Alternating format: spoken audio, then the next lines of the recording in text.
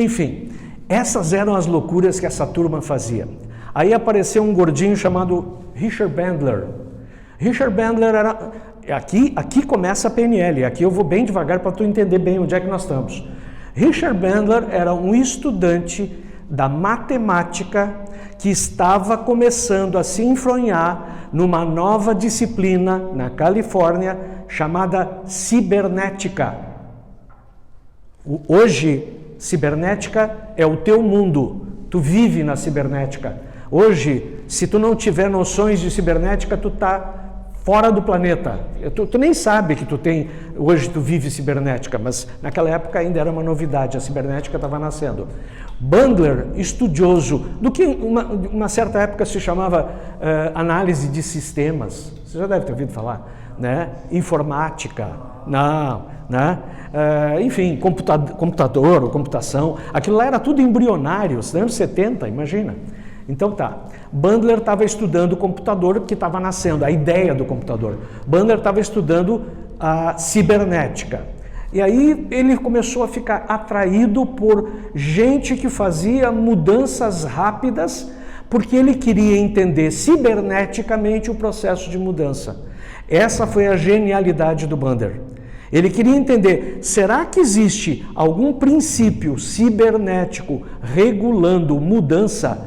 Tradução, será que quando um ser humano muda, existe alguma regra que se aplica para as máquinas e para os sistemas aplicável no ambiente de mudança? Essa era a dúvida dele. Aqui eu faço um parênteses então. Cibernética. Cibernética surge nos anos 40. Cibernética surgiu no meio da Segunda Guerra Mundial, com uma necessidade de melhorar a pontaria dos canhões antiaéreos britânicos para derrubar os bombardeios nazistas que vinham lá bombardear Londres. E aí o radar dos britânicos era ótimo, mas ele tinha um problema de delay. Sabe que nem tem os repórteres que o cara diz assim, fala aí fulano, não sei de onde, aí o cara fica assim... Porque demora até o sinal vir, o cara entrar e ouvir e aí falar. O negócio do radar lá era a mesma coisa. O radar via que vinha uma esquadrilha lá para bombardear, só que ele não conseguia avisar para o canhão e o canhão não conseguia disparar no tempo certo para pegar o avião. Aí uma turma de cientistas revolucionários desenvolveu um mecanismo chamado feedback, que hoje a gente acha, a palavra está a gente dorme com essa palavra, mas naquela época foi uma grande revolução, o servomecanismo, o feedback. O que é o feedback? Existe um cálculo computacional, hoje o computador faz, naquela época se fazia com máquina, e manual e alimentada por homens, e aí ele calculava a velocidade de deslocamento, ele calculava vento, ele calculava tudo, ele previa por cálculo qual é a posição estimada quando o avião estivesse mais ou menos nessa altura, e aí ele calculava a balística, a velocidade do disparo, vento, resistência do ar, etc, etc, todos os cálculos de balística do canhão, e aí ele fazia a interface entre o cálculo do canhão com o cálculo do voo, e aí ele atirava no ponto futuro. Então o canhão atirava onde o avião vai estar. E aí, quando o avião chegava ali, tinha uma bala que encontrava ele. Pronto. E aí melhorou muito a pontaria dos canhões antiaéreos, graças à cibernética. E aí começou uma nova ciência, que é a ciência cibernética, que estuda como que a gente regula sistemas que têm informação sendo trocada entre as partes do sistema. Sistema, conjunto de partes. Informação trocada entre as partes. Existe uma regulação entre essas trocas, e isto é o que a cibernética estuda. A cibernética estuda algo tão simples como um ar-condicionado. Como é que você regula o termostato? Você coloca 22 graus. Você acha que o teu ar-condicionado vai colocar a temperatura da sala em 22 graus? Negativo, você não sabe. O mecanismo já é pré-setado de fábrica, que quando chegar em 23, ele ativa o condensador.